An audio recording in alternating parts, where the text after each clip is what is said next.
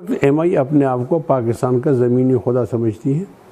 ان لوگوں کے مارنے کا تجربہ ہے. سیٹ وقار نے فیصلہ دیا تھا کہ پرویز مشرف کو پھانسی کی جائے، یہ آئین کا غداری کا مرتکب ہوا. اب اس کو مارنا بھی ان کے لیے ضروری تھا. اور علامہ صاحب کسی کی بات نہیں مانتے تھے، وہ اس میں لچک نہیں تھی، اور انہوں نے اس دن تو کہنا تھا کہ یہ میری بات نہیں مانیں گے اور فرانس کے سفیر کو نہیں بھیجیں گے، میں بتاؤں گا کہ فیض آباد دھرنا ہمیں کس نے کہا تھا. تو اس سے ایک بہت بڑا انکشاف ہو رہا تھا، لوگ چہرے سامنے آ رہے تھے. تو ان کی ڈیتھ ہو گئی ہے. میں دو باتیں کرتا ہوں، ایک سیٹ وقار کی جو اچانک موت ہو گئی ہے، chief justice Peshawar high court, اور ایک علامہ صاحب کی. میں دونوں کو شک کی نگاہ سے دیکھتا ہوں. ایم آئی اپنے آپ کو پاکستان کا زمینی خدا سمجھتی ہے.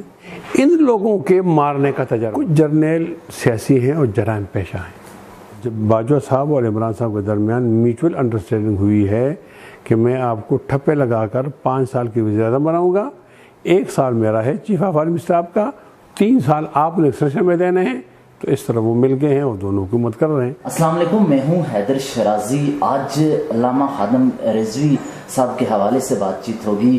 گزشتہ روز لاہور میں ایک بڑی تعداد میں لوگوں نے ان کے نماز جنازہ میں شرکت کی، اور یہاں پر 2 چیزیں واضح کرنا بہت ضروری ہے. پہلا یہ کہ ایک تو بڑا جنازہ تھا، لیکن دوسرا یہ کہ ان کے حوالے سے کہا جا رہا ہے کہ انہوں نے ایک بیان دیا تھا جو سوشل میڈیا پر بہت زیادہ گردش کر رہا ہے کہ ان کی وفات کا سبب وہ بیان بنا ہے اور ان کو مارا گیا ہے. اس طرح کی بھی باتیں ہوئی ہیں. تو سب سے پہلے یہ بتائیے کہ یہ اتنا بڑی گیدرنگ ہوئی ہے، اس سے مستقبل میں ٹی ایل پی یا مذہبی جماعتوں کا کیا دیکھتے ہیں آپ مستقبل؟ بسم اللہ الرحمن الرحیم. سب سے پہلے تو میں علامہ خادم حسین رضوی صاحب کی وفات پر تعزیت کا اظہار کرتا ہوں تمام پسماندگان سے. ان کے لیے رفع درجات کی دعا کرتا ہوں اور پسماندگان کے لیے صبر جمیل کی. میں سمجھتا ہوں کہ خادم حسین رضوی صاحب ایک بغیر کسی مصلحت کی اپنے بات کرتے تھے، اور بلا شبہ وہ ختم نبوت کے ایک عظیم سالار کے طور پر سامنے آئے. جنازوں میں جو لوگ زیادہ آئیں تو یہ ان پر اعتماد کا اظہار ہے. میں اس موقع پر ان کا خاندان، ان کی تحریک اور تمام لوگوں جن کو صدمہ پہنچائے، میں ان کے لیے سب سے تعزیت اور ہمدردی کا اظہار کرتا ہوں. اگلا سوال جو آپ کا ہے وہ ہے مذہبی سیاست کے بارے میں. تو اس ملک کا مستقبل ہے ہی مذہبی سیاست. اس ملک کا مستقبل جڑا ہوا ہے مذہبی سیاست سے. اس کی کیا وجہ ہے؟ اس کی وجہ یہ ہے کہ مذہبی سیاست کا معنی یہ ہوتا ہے کہ وہ قدم قدم پر نبی کریم صلی اللہ علیہ وسلم کی سنتوں سے رہنمائی لیتے ہیں. اچھا یہ بتائیے کہ ذرا ایک منٹ، اس سے پہلے جن لوگوں نے حکومت کی ہے تو وہ معروف معنوں میں مذہبی نہیں کہلاتے. گویا مسلمان تو سب ہیں، لیکن سیاسی لحاظ سے ان کو مذہبی جماعت نہیں کہتے. ان کے بارے میں چاہے وہ فوجی ہوں چاہے وہ سول ہوں، ان کے بارے میں رائے اچھی نہیں ہے. لوگ سمجھتے ہیں کرپٹ ہیں، یہ چور ہیں، انہوں نے ملک کو لوٹا ہے، انہوں نے فحاشی کو پھیلایا ہے. 70 سال ایک قوم کے لیے کافی ہوتے ہیں انقلاب لانے کے لیے، تبدیلی لانے کے لیے. تبدیلی آئے گی اللہ کے نام پر، نبی علیہ السلام کے نام پر اور قرآن کے نام پر آئے گی، اور نعروں سے نہیں آئے گی. یہ مستحکم نعرے ہیں. اور جو اس سے پہلے کی سیاست چلی ہے وہ ایک طبقے نے کی ہے. نیا طبقہ جس کو آزمایا جائے گا وہ مذہبی سیاست ہے. تو خادم حسین رضوی صاحب کی وفات سے مذہبی طبقے کو بھی نقصان پہنچا ہے، لیکن میں سمجھتا ہوں کہ تحریکوں میں کسی ایک آدمی کے فوت ہو جانے سے تحریک رکتی نہیں ہے، وہ آگے بڑھتی ہے. انشاءاللہ مذہبی جماعتیں ترقی کریں گی، اور ایک وقت یہ آئے گا کہ اعتماد قوم کو کرنا پڑے گا مذہبی جماعتوں پر. اس کا مستقبل پاکستان کا وہ مذہبی جماعتوں سے جڑا ہوں. اچھا یہ بتائیے، یہ جو کنسپریسی تھیوری نظر آ رہی ہے کہ انہوں نے بیان دیا اس کے بعد ان کی ڈیتھ ہو گئی، تو اس کے حوالے سے کیا کہیں گے؟ میں اس کے حوالے سے زیادہ نہیں جانتا، لیکن میں آپ کی عمومی بات بتاتا ہوں. پاکستان میں ایک جبر کا ماحول ہے. جبر کا ماحول ہے کہ ہمارے کچھ جرنیل ایسے ہیں وہ تو بہت ہی اچھے ہیں، پیشہ ور قسم کے جرنیل ہیں، کچھ جرنیل سیاسی ہیں اور جرائم پیشہ ہیں۔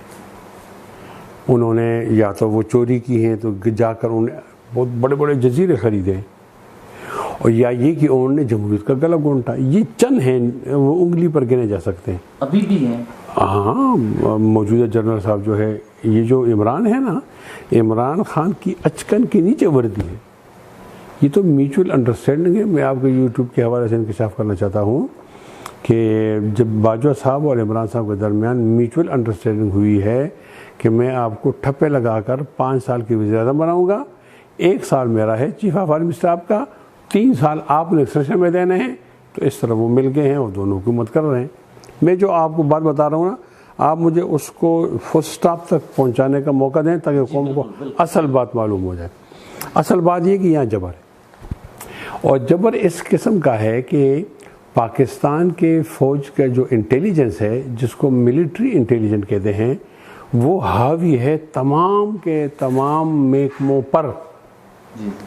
جب سے پرویز مشرف صاحب آئے ہیں، انہوں نے ایک نئی روایت ڈالی ہے کہ تمام محکموں سے کہا ہے کہ آپ نے رپورٹ کرنی ہے، آپ نے ہدایت لینی ہے ایم آئی سے۔ اس وقت ایم آئی اپنے آپ کو پاکستان کا زمینی خدا سمجھتی ہے، وہی کہتی ہے ہماری گرفت اتنی مضبوط ہے کہ ہم کسی کو مارنا چاہیں تو کوئی آواز نہ ہو، کوئی کام کرنا چاہے غلط بھی تو لوگ ہم سے نہ پوچھیں۔ یہ پوزیشن ہے، یہ جبر تو ہے۔ ان لوگوں کے مارنے کا تجربہ ہے، یہ باہر نہیں مار سکتے، یعنی یہ انڈیا کو نہیں ماریں گے، یہ آپ کو فتح کریں گے۔ ایوب خان نے ہمیں فتح کیا، یحییٰ خان نے ہمیں فتح کیا، ضیاء الحق صاحب نے ہمیں فتح کیا، مشرف صاحب نے ہمیں فتح کیا، اب جو جنرل ہیں جاوید قمر باجوہ صاحب یہ ہمیں فتح کر رہے ہیں۔ ان کو باہر کی جنگ کا تجربہ ہی نہیں ہے، یہ اندر کی جنگ میں بہت ماہر ہے۔ ان کو 1970 کے اندر شکست ہوئی ہے۔ فوج اس کو کہتے ہیں جو اپنا بدلہ لیتی ہے، یہ بدلے کا سوچتے نہیں ہے۔ ان کے پاس بڑی بڑی جاگیریں ہیں، ان کے پاس بڑے پیسے ہیں، یہ وہ اپنی ایک دنیا میں مست ہیں وہ، تو ان کی ساری ایکٹیویٹی یہ ہوتی ہے کہ یہاں پر جبر کو مضبوط کیا جائے، کہاں سے کوئی آواز آ رہی ہے کہ اس کو دبایا جائے۔ میں 2 باتیں کرتا ہوں، ایک سیٹھ وقار کی جو اچانک موت ہو گئی ہے، chief justice Peshawar high court, اور ایک علامہ صاحب کی، میں دونوں کو شک کی نگاہ سے دیکھتا ہوں، اس لیے کہ سیٹھ وقار نے فیصلہ دیا تھا کہ پرویز مشرف کو پھانسی کی جائے، یہ آئین کا غداری کا مرتکب ہوا ہے، تو سارے ایک بہت بڑی جرت ہو گئی، اب اس کو مارنا بھی ان کے لیے ضروری تھا۔ اور علامہ صاحب کسی کی بات نہیں مانتے تھے، وہ اس میں لچک نہیں تھی، اور انہوں نے اس دن تو کہنا تھا کہ یہ میری بات نہیں مانیں گے اور فرانس کے سفیر کو نہیں بھیجیں گے، پھر بتاؤں گا کہ فیض آباد دھرنا ہمیں کس نے کہا تھا۔ تو اس سے ایک بہت بڑا انکشاف ہو رہا تھا، لوگ چہرے سامنے آ رہے تھے، تو ان کی ڈیتھ ہو گئی ہے۔ مجھے یقین سے تو میں نہیں کہہ سکتا اس لیے کہ میرے پاس ایویڈنس نہیں ہے، لیکن مجھے یہ خدشہ ضرور ہے کہ یہ 2 میتوں کے بارے میں، سیٹھ وقار صاحب کی بھی اور یہ جو خادم صاحب کے، اس کے بارے میں خیال ہے کہ اس میں نہ چاہنے والوں نے کوئی ایسی حرکت کی ہے کہ ان کی ڈیتھ ہو گئی ہے۔ اس کا بھی ایک آسان حال ہے، یہ جو چیف جسٹس ہے سپریم کورٹ کا، ان کے بارے میں سنا ہے کہ سموسے پر بھی سو موٹو ایکشن لیتے ہیں، سموسوں پر اور پکوڑوں پر بھی لیتے ہیں، تو یہ ایک بجائے اس کے کہ انتظار کریں کہ خادم حسین رضوی صاحب کے خاندان کو یہ آدمی ان کا درخواست دیں، یہ خود ایسا کریں کہ سو موٹو ایکشن لے لیں اور غیر جانبدار انکوائری کریں کہ ان کو مارا تو نہیں گیا، اور اگر نہیں مارا گیا تو ٹھیک، اور اگر مارا گیا ہے تو برائے مہربانی اس آدمی کو کیفر کردار تک پہنچایا جائے کہ آئندہ کوئی اس طرح کی سازش نہ کر سکے۔ اچھا، اس موقع پہ آج ایک خبر آئی نواز شریف کی والدہ کے حوالے سے، شہباز شریف اور نواز شریف کی والدہ کی بھی ڈیتھ ہوئی ہے، تو اس حوالے سے اب شہباز شریف جیل میں، ان کو انسانی بنیادوں پر موقع دیا جانا چاہیے کہ وہ شرکت کے لیے جا سکیں، آپ اس حوالے سے کیا کہیں گے؟ اگر جنازہ وہاں ہے اور یہ حضرات جانا چاہتے ہیں تو نہیں روکنا چاہیے، جانا چاہیے، اس لیے کہ ہمارے کیسز بھی ایسے ہوتے ہیں، ایسا تو نہیں ہوتا، لیکن چونکہ وہ آگے میاں نواز شریف سے چلے گئے پھر واپس نہیں آ رہے، یہ مسئلہ ہوگا۔ لیکن حکومت کے اندر کتنا اثر سے کہتے ہیں کہ سیاست دانوں کے، سیاست کے جسم میں دل نہیں ہوتا یا رحم نہیں ہوتی، تو یہاں تو انتقام کی بات بھی ہو رہی ہے۔ میری ذاتی رائے یہ ہوگی، اگر میں وزیر اعظم پاکستان ہوتا تو میں ان کو جنازے میں شرکت کا موقع ضرور دیتا ہوں. اچھا مولانا فضل الرحمان، سراج الحق، دیگر سیاسی جماعتیں کشمیر کے حوالے سے واضح موقف رکھتی ہیں اور آج ہی انہوں نے کشمیر کا کہا ہے کہ کشمیر کو بیچنے کی کوشش کی گئی. آپ کیا سمجھتے ہیں کشمیری اس وقت مر رہے ہیں، اس پورے متنازع خطے کا کیا فیصلہ ہونا چاہیے، کس طریقے سے اس کا حل نکالے؟ آپ کا ایک اس پہ واضح موقف ماضی میں بھی رہا ہے، کیا سمجھتے ہیں کیا ہو کیا؟ میرے خیال میں کشمیر کا مسئلہ تو ٹھیک ہوگا اسلام آباد سے، سری نگر اور مظفر آباد سے ٹھیک نہیں ہوگا. یہاں کا حکمران ایسا ہو کہ وہ مودی کی آنکھوں میں آنکھیں ڈالے. ہم یہ سمجھتے ہیں کہ جو ہمارا موجودہ وزیر اعظم ہے یہ کشمیر کے لیے بہت ناصور ہے. انہوں نے چند غلطی کی فوش قسم کی. ایک تو یہ غلطی کی کہ یہ باہر گئے تو انہوں نے اپنے ملک کے خلاف بولا ہے. ایران میں گئے تو کہا کہ آپ کے خلاف دراندازی ہم نے کی ہے، دہشت گردی ہم نے کی ہے. پھر یہ گئے آگرہ میں تو وہاں انہوں نے اپنی فوج کے خلاف بات کی ہے. پھر انہوں نے وہ جو گریٹر بلوچستان کی بات کرتے حلبی آرمری ان کی وکالت کی ہے، وہاں ان پہ مقدمہ چلا تھا لندن میں. انہوں نے گئے اور اقوام متحدہ میں کہا ہے کہ طالبان تو ہم نے پیدا کیے ہیں، القاعدہ ہم نے پیدا کیے ہیں. ایک اس سے ہماری پوزیشن ڈاؤن ہوئی. دوسرا یہ ہے کہ سلامتی کونسل کا رکن بننا چاہتا ہے انڈیا، تو ہمیں تو ووٹ نہیں کرنا چاہیے تھا، ہمیں اس کے خلاف کمپین چلانی چاہیے تھی. ہم نے اس کو ووٹ کیا. یہ تو اچھا بلا ہو چین والوں کا کہ انہوں نے ویٹو کر دیا، ورنہ تو بن جاتا.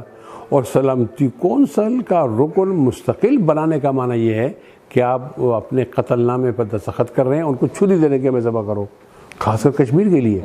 جب وہ جنگی جرائم میں مبتلا ہے تو آپ کیوں ووٹ کرتے ہو؟ آپ اس کے خلاف کمپین کرو. پھر یہ ہوا کہ ان کو دلاسا دیا گیا کہ آپ تقریر کرو، اور مودی کو وہاں دے دیے، انہوں نے کشمیر دے دیا ہے. یعنی ہمارے وزیر اعظم نے مفت تقریر کی ہے، زمین نہیں لے سکا، 56 منٹ تقریر کی ہے، اور 17 منٹ کی تقریر کی مودی نے تو مقبوضہ علاقہ لے لیا ہے. اب ان کا اپنا ویژن یہ ہے کہ گلگت کو پاکستان کے ساتھ ملاؤ اور مقبوضہ کشمیر کو انڈیا سے ملاؤ اور آزاد خطے کو آزاد کرو. یہ 3 حصوں میں تقسیم کرنا چاہتے ہیں.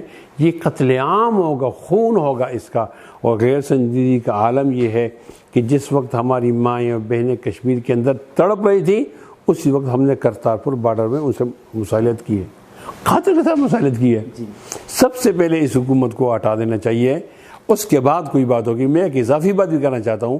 ایک کووڈ-19 ہے جس کی نئی لہر آ رہی ہے، لیکن ایک کووڈ-18 ہے جس کا نام عمران ہے. کووڈ-19 بھی خطرناک ہوگا، لیکن کووڈ-18 اس سے زیادہ خطرناک. آپ کا بہت شکریہ، آپ نے ہمیں وقت دیا.